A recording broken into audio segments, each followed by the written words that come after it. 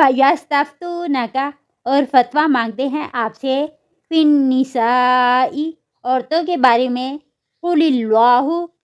کہہ دیجئے اللہ تعالیٰ یفتیکم فتویٰ دیتا ہے تم کو فیہن ان کے بارے میں وما یتلا اور جو پڑھا جائے علیکم تم پر فی الکتاب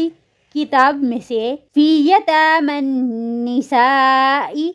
یتیم عورتوں کے بارے میں اللاتی وہ جو لا تؤتونہن نہیں دیا تم نے ان کو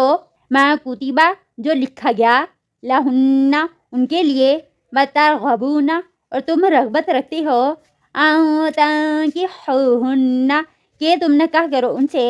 والمستضعفین اور کمزوروں کے بارے میں من الولدان بچوں میں سے وان تقوموا اور یہ کہ تم قائم رہو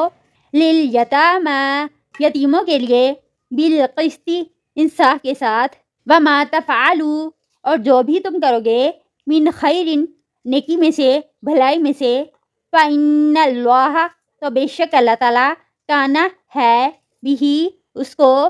علیما خوب جاننے والا وإن امرأۃ اور اگر عورتیں خافت ڈریں من بعلها اپنے شوہروں سے نشوزن ان کی زیادتی سے او اعراضا یا بے رخی سے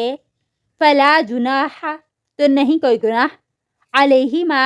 ان دونوں پر ان یصلحا کہ وہ دونوں صلح کریں بینہما آپس میں صلحن صلح کرنا والصلح خیر اور صلح کرنا بہتر ہے وأحضرت الانفس اور رکھ دی گئی نفسوں میں الشح بخیلی وإن تحسنوا اور اگر تم احسان کرو وتتقوا اور تقوی اختیار کرو فإن اللہ تو بے شک اللہ تعالیٰ کانا ہے بما بوجہ اس کی جو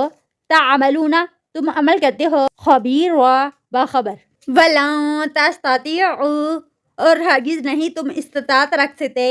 ان تعدلوا کہ تم عدل کرو بین النساء درمیان عورتوں کے ولو حرصتم اور اگر حریص ہو تم فلا تمیلوا تو نہ تم مائل ہو جاؤ کل المیل پوری طرح مائل ہو جانا